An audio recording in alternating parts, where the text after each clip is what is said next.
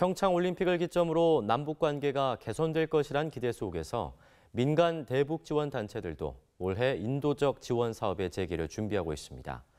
하지만 국제사회의 대북 제재로 인도적 대북 지원에 어려움을 겪고 있어 대북 지원 사업을 본격화하기에 앞서 정부에 적극적인 요구를 하고 나섰습니다. 천수연 기자입니다. 북한 결핵 환자 치료 사업을 벌이는 유진벨 재단은 국제사회의 대북 제재로 북한 환자들이 제대로 치료를 받지 못하고 있다고 밝혔습니다. 공식적으로 인도주의적 지원 사업은 대북 제재의 영향을 받지 않아야 하지만 치료 사업에 필요한 물품이 대북 제재 품목으로 묶이면서 제한을 받는 경우가 있기 때문입니다. 특히 이전 정권에서는 정치적 이유로 대북 제재 이상의 제재가 이루어지기도 했다고 말했습니다. 다재내성에서는 약도 필요하고 많은 환자를 수용할 수 있는 병동도 필요하지만은 약만 인정해주고 그 관출 승인해주고 병동 자재는 아예 금지했습니다.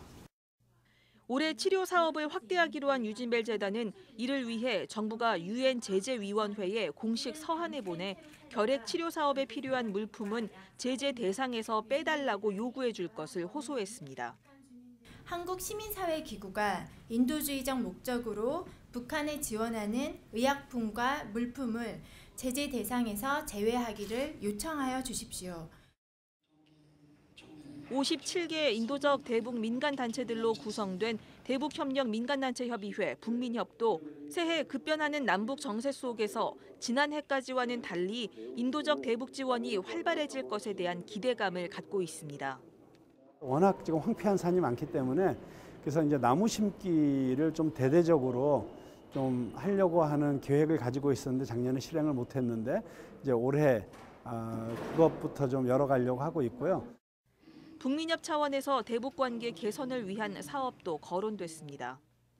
올해 한 해에 하나더라도 그 남북 민간 교류에 북민협도 함께 좀 개입을 해서 함께 하는 게 어떻겠는가 하는 아니고요. 올림픽에도 우리가 함께 좀 할 수 있는 길을 만들어 나갈 수 있도록 하면 어떨까.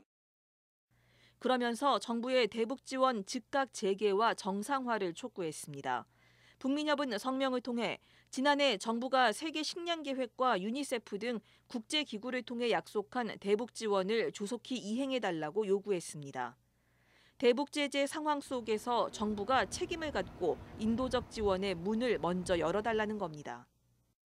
올해는 조금 더 정부와 민간단체가 긴밀하게 소통하고 새로운 방안을, 효과적인 방안을 찾아내는 그런 노력을 기울여야 되겠습니다. 북민협은 조만간 북측의 인도적 대북 지원 협력 사업 재개를 위한 남북 협의회를 평양이나 개성에서 가질 것을 제안하기로 했습니다. CBS 뉴스 천수연입니다.